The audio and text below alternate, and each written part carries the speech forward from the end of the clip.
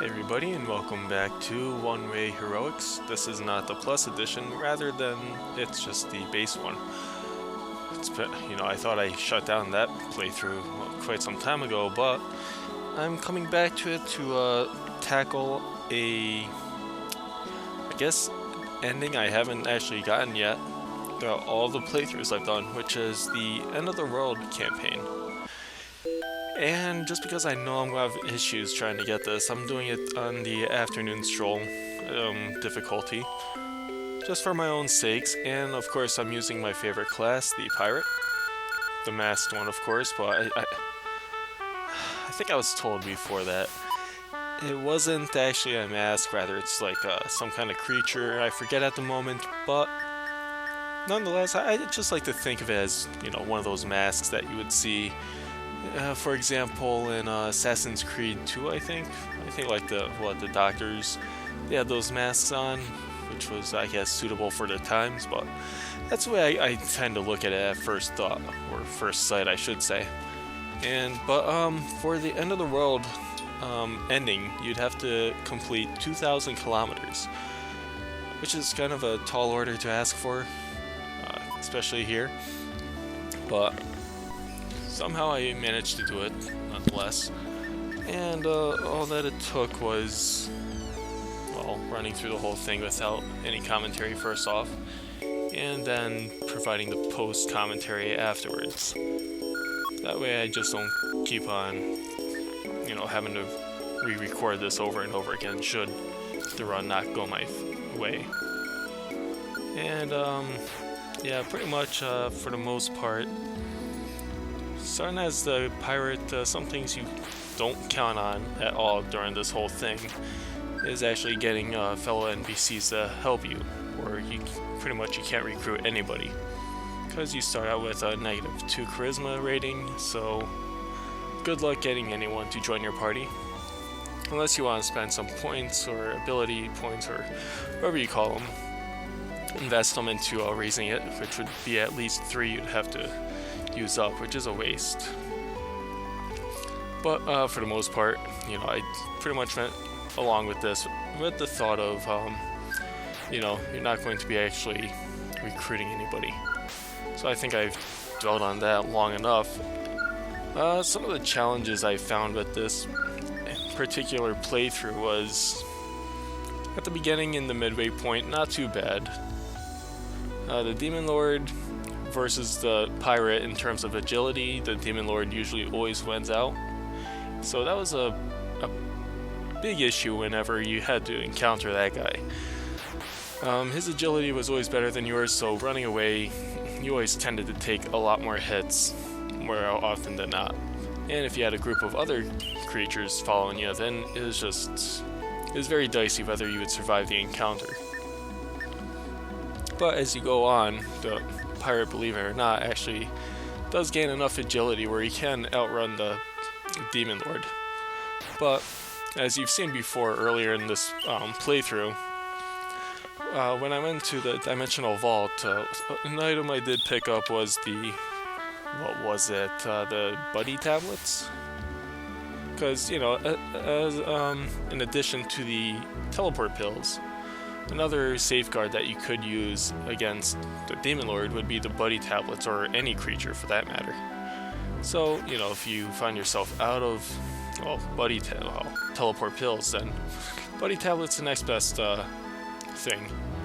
But also, if you use the buddy tablet against the Demon Lord, such as, I'm trying not to time myself here, but use it against the Demon Lord, then, you get the added benefit of being able to actually, reveal more story about him, which I do actually take advantage of in this playthrough, whether to kill time or, just for old time's sake here, because as you can see, Demon Lord does have a lot of dialogue that you can go through, with the addition of actually being able to recruit him into your party, but the only condition there is you have to be fighting the darkness, or the dark dragon. So if you're actually in the middle of doing that fight and you're doing this portion right here, then well, you would have the option to actually recruit them. But that is definitely not the case here, especially when you're trying to do the end of the world ending. But yeah, I mean, at the moment, I pretty much just go through all the dialogue that's possible here, just because, I was more or less curious about what she had to say throughout every one of them, because it's been a while. A great while, I would say. And I have not even touched this yet in One Way Heroics Plus. So I'm interested in hearing what the Demon Lord, or if there's any differences at all in what she says in the Plus edition. And also the Darkness I have not actually gone through yet. But that's also another benefit towards the end of the world ending, is that if you've never fought the Darkness before, and you have no idea how to actually go about doing that, then, once you complete this, go the 2,000 kilometers, go the mile, the distance, whatever, the ending dialogue actually does go through in pretty good detail and what actually has to be done and able to actually initiate the final battle, and yeah, I guess how difficult it could be, but I've already done playthroughs of me defeating the Darkness, so essentially what it is you need holy items, and you would have to throw them at the Darkness, and then pretty much what happens there is you commence the fight. And what that also means is you get like a bunch of Duke Gaunts, a whole bunch of those Dark Knights that pop up every now and then, and they are a huge nuisance. That is for sure, but that's aside from the point here. The name of the game right now is that pretty much we're just trying to go the distance here. Well, at the moment, just learning as much about the Demon Lord as possible here. I guess, I don't know, get motivated, I guess. But yeah, Demon Lord Sarah Lucretius. Hopefully I didn't time myself too much there, because whenever you do post commentary and if you do it poorly enough, then you're going to be sounding really stupid if you don't get the timing right between the audio and, the video.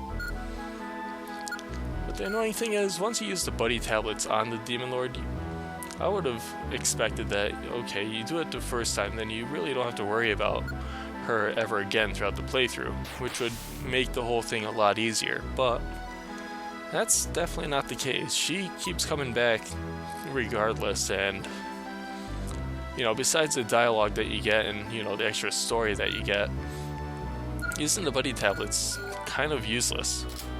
Only if if you're at the situation where the Demon Lord is surely to win, then the buddy tablets could save your life, and just making her friendly all of a sudden, and it gives you the chance to skedaddle. But never really ran into that right now. And also, once you get later into this, especially the 1700 kilometer mark, I've always found the random enemies more so than the Demon Lord to be more dangerous, especially the freaking dragons that you run into. Some of the creatures are just horribly brutal, really brutal. And in this run, I've had my fair of deaths, and I kind of cut them out from this just because if I kept them in there, this video would be a lot longer. And on that, this is going to be a two-parter, just because otherwise you'd be spending the video would go on for like an hour and 20 minutes. So just to give you an idea of how long it actually takes to do this kind of run, and if you're doing pretty well or feeling lucky for the most part, if you're having a lot of luck in your run, then you might have a much shorter time doing this. Otherwise, if you're like me, then you're going to run into moments where a monster just kills you outright, and I've had plenty of instances like that. I think the most crushing one was I was pretty close to the 1900 kilometer mark, and I was running from the Demon Lord, and before I knew it, some stupid Minotaur creature comes out of nowhere right in front of me and just kills me outright. And that was kind of crushing, because once you get later on, if you don't buy enough save crystals, then what you're going to find is, say, the last time you saved was 17,000 or 1,700. Don't know why I'm going to mix that up, but say you're at 1,700 and then you get to, I don't know, 1,950 kilometers. You die, then you go all the way back, and it's a horrible morale killer, I would say.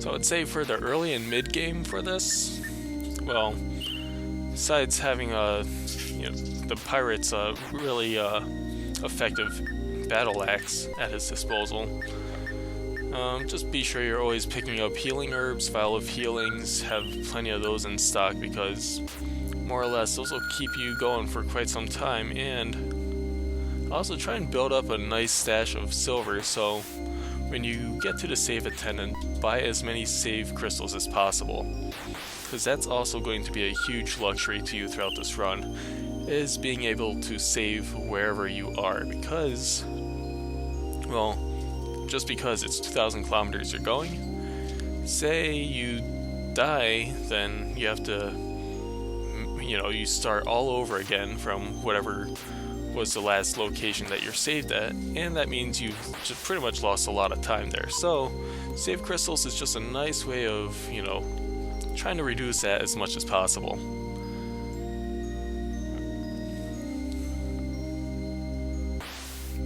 Now, essentially, here, not much to really say, because pretty much we're really early into this run. I mean, yeah, 200, 300 kilometers around there. Not too bad. I mean, at this point of the game, all I was really concerned about was, trying to pick up as much stock as possible, maybe gaining as much levels as possible. Because not only do you gain more life, but you get the ability to hold more in your inventory. So, the more healing items you can pick up, then the better. I've also had some weird moments where, I don't know, for some reason I thought I had a save crystal, and, sometimes Goddess would ask you if you want to trade 5 levels for a save. Well, sometimes I thought I had the crystal, I'm like, nah, I don't think so. And, it turns out you get to you're pretty far into the game, and then you realize you don't have a crystal in your inventory, and you can't save at all, and what happens? You get cut down mercilessly, and then you just feel a whole lot of dread at that point. I mean, I'm sure it happens to a lot of people who's played this game before. It's a horrible feeling, and the only thing I can really equate it to is, you play something like Final Fantasy 6 or 4, you just get done playing a rather long dungeon, but you might accidentally turn off the system, believing you saved already, or power ran out. Then you realize the next time you start the game that, oh, you didn't save the progress, so you have to do it all over again. It's always a pain in the butt. Well, yeah, I think definitely later game, the enemies just become obnoxiously difficult. They're just a pain always. I mean, the worst ones are like the Wolf Hunters. Wolf Hunters, I think its name was, and then you had like the Minotaurs, and then you had dragons. Those are like the main guys who always seem to appear towards like the end of the run. I don't know why, like, once you get past the 1000s, then the game doesn't really mess around. They have creatures that are pretty high level, just freaking jerks for the most part, pretty powerful. I mean, in this run I had the Dark Sword? Yeah, the Dark Fang Blade, I should say. Had that on me, and that is a pretty effective weapon. I mean, surprisingly, its durability is really strong also. I mean, I think I used the sword early on, and for at least 15 kilometers or 1700 kilometers I went just using the Dark Fangs blade, it never really got close to breaking. Well, I mean, I think it got to 31 durability before I used the Scroll of Jiggy. What is it? What is it called? Jerry-rigging? Jerry-rigging? Yeah.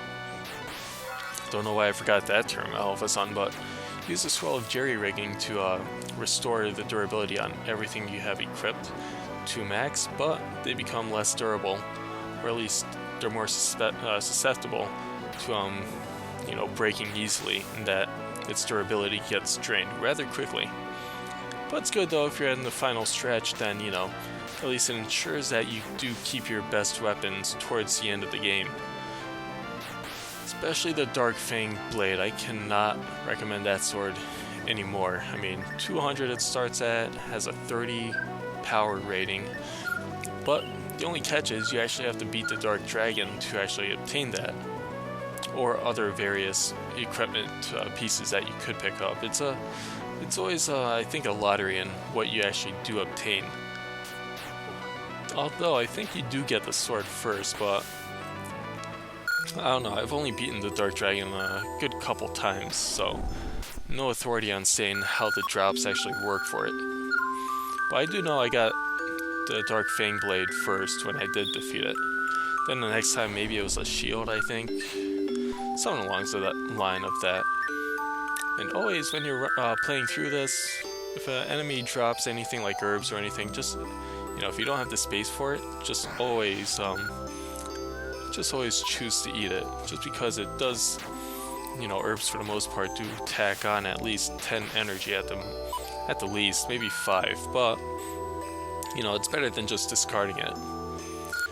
And of course, the worst time you could actually run into the Demon Lord, you know, whether or not it's technically your friend, is when he has like the ×2 ability tacked onto him. That means he can, you know, catch up to you really quickly, and you have no chance whatsoever to actually escape.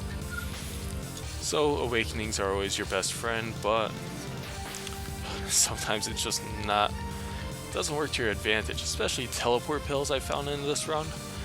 Sometimes I'd be in a really bad situation, but where does it teleport me to? Maybe a couple feet away from where I was, and pretty much rendered it really useless. So also an additional item you might want to pick up whenever you get into a village would be, you know, with the cook, you know, you purchase something to restore maybe full energy, or, you know, a lot of health and some energy. You get the lunchbox afterwards, because that, you know, once you eat it, then it restores at least maybe, what, 4 HP continuously with every step you take. And of course the worst enemies, or at least at the beginning, would be the little Skeletor guys, the skeletons with red capes on, and, you know, pretty intimidating creature. Just because with other classes it always managed to do a lot of damage to me. And let's see, I know a NPC that I always ran into, which would have been really useful, was, what was it, Queen Frida. She always made an appearance in this playthrough. And, yeah, as you can see, I actually did die and forgot to cut this part out. But, you know, the problems I had with making this video was I had several parts of, you know, videos recorded regarding this playthrough. And when it came to editing, well, once it came to editing, I had to decide what parts to cut out, and, you know, I did that for the first time, but for some reason it took too long to render, so I just put it aside for the night. And what happened is I did not save what I had all edited, so the next time I opened it up I had to do all the cuts and everything all over again. So what you have is this, and this is not a good situation. Pretty much, you know, I got to one little dungeon and I ended up dying horribly, so that's always great.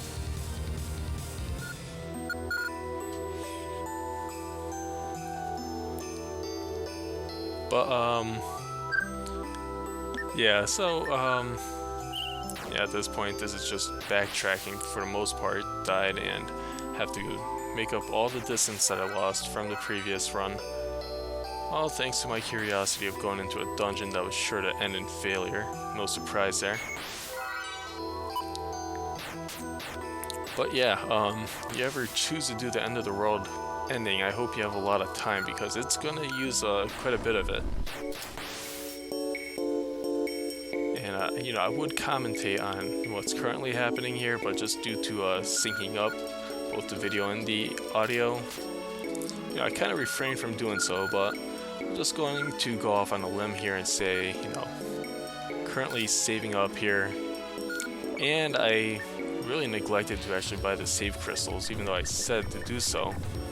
But you know, hindsight's 20/20 for the most part, so you know, easy to say right now that, you know, a lot of the things I did in this run so far, you know, many mistakes, and you know, some of it's just pure luck. But you know, that's how it goes when you play these games. You just, it's all, you know, all spur of the moment type of stuff going on. So that's what I'm trying to say here. And you know, that's actually the smartest thing I've done, is picking up all those healing herbs. And you know, and as always, the tasty lunch boxes, also very useful as well. But one thing I can recommend is save and save often, and buy save crystals, which I actually did, but only one of them, so that's doesn't help. But you know, when they come at 1100 silver, then you know, it's not an easy thing to do. But luckily I did save here for some reason, but I didn't the last time. And wow, that guy is awful. Has the ability to combo, which is a huge reason why I hate those Minotaur creatures, because they're just so horrible to fight. But yes, this is the kind of dungeon you actually go into when you're fighting Frida, or you're trying to find Frida. And of course, that's the second instance of me dying in this part. I mean, this dungeon has not been really friendly to me, nor has this particular creature. I swear I hate those things. I mean, they have like a good chance to combo you, and they will. And I think the one thing I've been very, I guess, spoiled on, you know, when comparing this to Plus, is that in this one it doesn't automatically lock on to creatures, or chests for that matter. You have to do that manually for the most part, and it's something I found, you know, a little difficult to get used to playing through this, which makes me more happier to play Plus, because just for that reason, you don't have to worry about actually locking onto a creature, because you can do that. The game does it for you. But I actually have been going pretty strong with that battle axe for the longest time, so you know, once I got to this dungeon, just thought, you know, screw it, just switch to the Dark Fang Blang. What? Dark Fang Blade. And it's actually really useful. It can tackle, you know, these dungeon walls pretty well, and cuts down the creatures really well also. So if you build up your, maybe your strength points, I guess I'll call it. If you can build that up, then you might be able to do a decent amount of damage to these guys. I mean, it works pretty well for the most part, like mid-game and even early game, but later on it kind of it wasn't as effective for me as I thought it would be. Just because some of the creatures do have a tendency to catch up to you in terms of levels and all those strength and defensive stats that they have going on. I mean, I can't tell you how much I got towards the end and had to replay it over and over again, just because, I don't know, sometimes you just get into situations that are just based on luck, whether you survive or not. And that definitely was the case here. And also, I'm pretty sure other players know this as well, but the corrupted lands suck. And that's what we find ourselves getting into quite a bit in this game. It's like, you know, you have one normal zone, and then you go into a Corrupted Lands, and it has really dreadful creatures in it. Guys, I don't recommend fighting ever, but you just can't escape it sometimes. But it's through these Corrupted Lands that you do find some really interesting enemies to take on. I mean, you don't really notice it, or at least I haven't noticed it much, because I don't know why. It's just Corrupted Lands, I just don't remember these areas very well, but you do have these really weird creatures like a killer hound and those dragons that I hate with a passion. Just because that one playthrough where, you know, I was escaping a village and then all of a sudden it came right up at me and just killed me in one hit. Never forgot that, and never will, really. But yeah, those are my most hated creatures in this game, are those freaking dragons. And, you know, if you guys want, you can feel free to just, you know, share what your worst enemy is in this game, because, you know, I'm interested to hear and at least what you guys like about this game and what you guys hate about it. Especially enemy-wise. I mean, for me, it's those stupid dragons, and, you know, maybe it might be different for other players here, but so far those dragons have never really given me a really good time in this game. All the other creatures, not too bad. I mean, the little Skeletor guys, they're pretty bad news, but I don't know, I guess I find if you have like a class with like the pirate, or if you're using a weapon like the battle axe, they tend to, you know, take them down pretty easily. It's only when you have like blades or something. I always found them to, like, I don't know, bladed weapons do not really do that well. Not much against like a lot of the enemies I come across, but I don't know. I think that's just my observation. I'm not sure how accurate that is, but, you know, it's just what I observed so far. So, you know, using classes like Swordmaster or the hero, always ran into those kind of issues.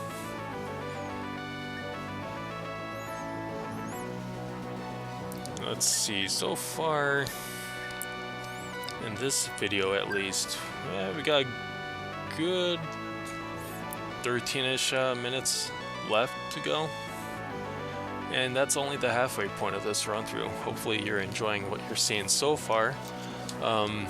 You know, ideally I would like to kind of make this recording while I'm playing at the same time, just because it's a little bit more involved, I suppose.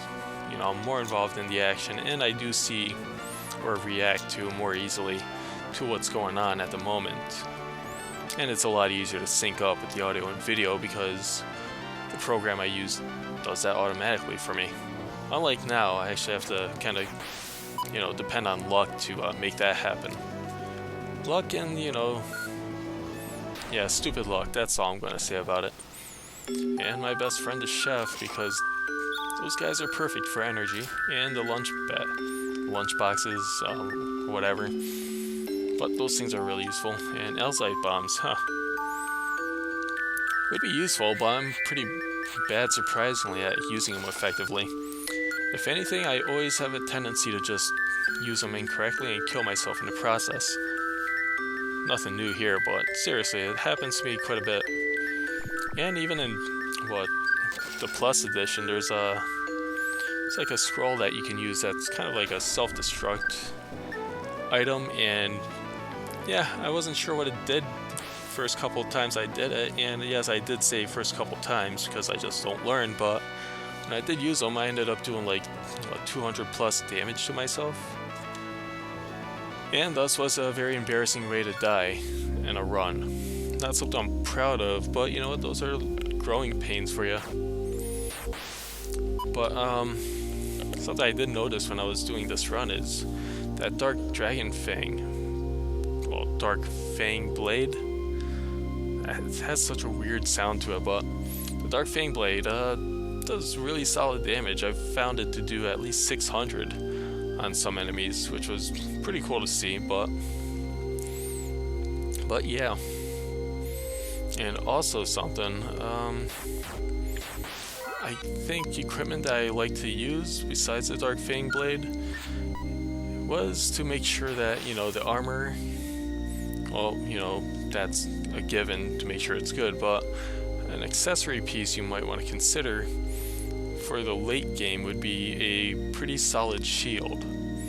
Just because some of the enemies, they do hit pretty hard, so it's nice to have a shield that can really drastically reduce the damage that you do take.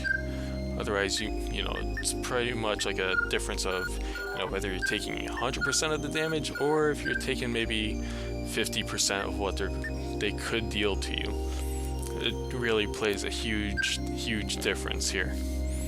And for the longest time in this run, I was using just like I think it was an accessory that increased the critical hit chance, but later on I just found that that wasn't as beneficial as it was to be able to, reduce the damage that you took, which the shield does provide you. Now my only problem is I wasn't really thinking of that when I went to the Dimensional Vault. So, I never really had a very reliable shield, nor did I have a shield on hand throughout most of this run. I had to pick one up, whether it was by killing an enemy or buying it from a shop. But nonetheless, I would highly recommend bringing a pretty good shield, and just because they have a tendency to, break easily, or at least they don't have a very high durability rating, I would use it, midway point towards the late point. And if I had to put a number on that, I would say maybe once you get past the 1,000-kilometer mark. Just because once you are able to save around there, then, that's when things get really interesting. And you've invested a lot of time at that point, so you really don't want to really screw up anything. And the more, oh boy. Yeah, and these are the worst guys ever, I swear. What are they again? Yeah, it's just a simple dragon, like I always called them. Alright, so they don't go by like a fancy name, but those dragons, besides, them being huge pains in the butts, they do have their fire can burn your healing herbs or any other herbs that you have in possession. So, in addition to taking pretty good damage from those guys, they can also deplete your stock pretty quickly also. So if you had a lot of healing herbs, then you might want to ensure that those freaking guys don't kill you quickly, or at least hit you, because you're most likely going to lose an herb in the process. And I was really disappointed when I found that out. And of course, this was a really spectacular situation I got myself into. Not only did you have a Minotaur there, but you have, you're so close to the darkness, and Skeletor comes out of nowhere and just decides to mess with you a little bit. But luckily that encounter, I thought that was going to be the end of the run for me, but luckily it did not play that way. I was able to get out of there by luck, and also this was a pretty bad moment also. Anytime you actually have to traverse mountains and you're pretty close to enemies, and you're always really exposed to, getting multiple hits done to you, and that's the worst situation to get yourself into. Because it seems like every time you do like a step on a mountain, I'm not sure how many turns that technically equates to, but it does give the enemy a good enough amount of time to actually land a finishing blow on you.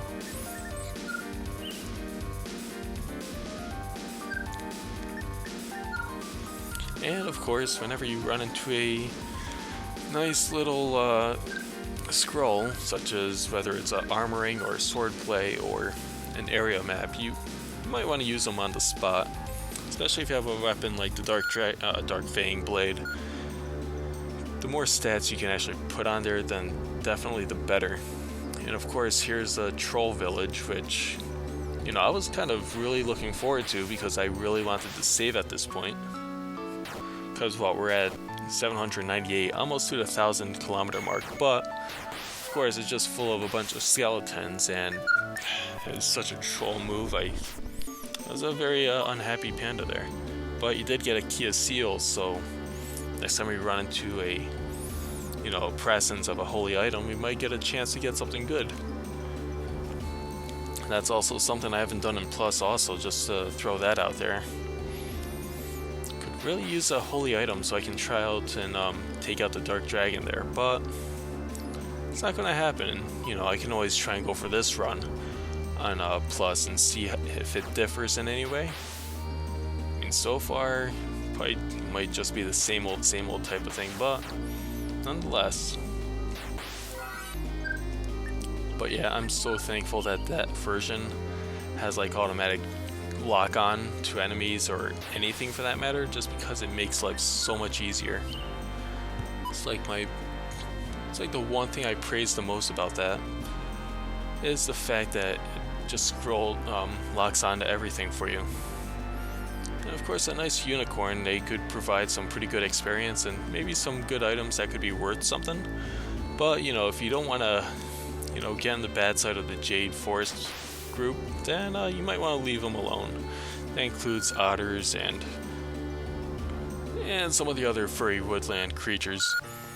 We're just a pain in the butt, I swear.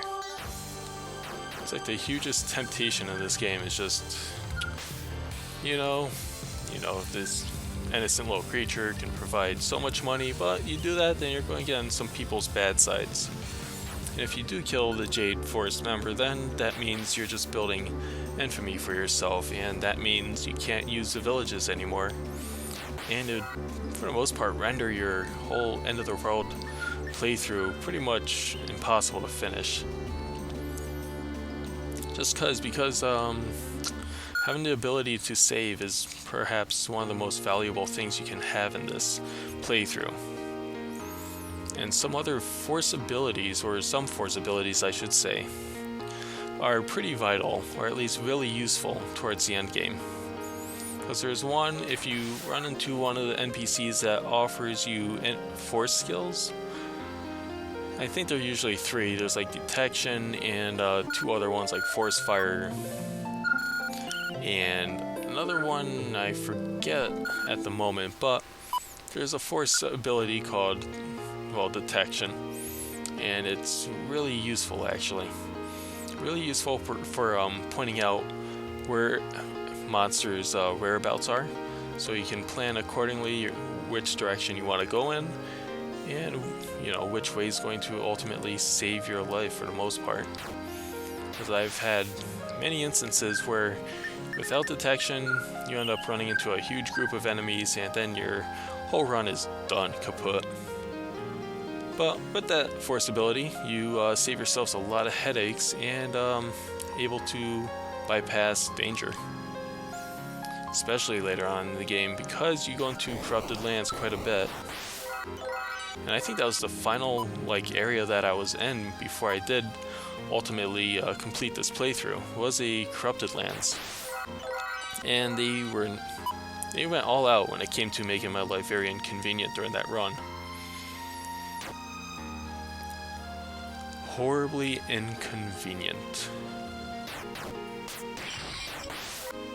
Alright, at this point, when you have the Dark Fang Blade, a lot of these creatures, you know, given the point we're at, not too bad. We can still deal a good amount of damage, so either kill them in 1 hit or maybe 2 hits at most. But there are always unfortunate events that could happen, such as sinister force or presence. Those are always the worst because you get tons of Skeletors and a lot of skeletons that just I hate so much. Just can't express that enough. Just can't. But you know, in regards to the Demon Lord, he's kind of easy to bypass for the most part. Because why is that? Well, because I don't know, your agility is rising, so Demon Lord's not really going to land that many hits on you unless he has the ×2 perk attached to him. Other than that, though, at most, at the beginning of the encounter, he might land 1 hit or 2 at the most. Then you can manage to run away from him for the most part, unless there's other surrounding enemies around you. I mean, if that's the case, then you might want to use like a teleport pill, or perhaps what is that ability? I'm forgetting what it is at the moment, which is very unfortunate, because God knows, why would I? But you could use a teleport pill or buddy tablet, or just freeze time for 5 turns with said ability, which I forgot at the moment. Don't know why. I play this game enough, right? But yeah, those are ways, methods to get around the whole Demon Lord fight. So the second you kill him, then game's over anyways, so. But anyways, we are reaching the end of this, so I will see you for part 2.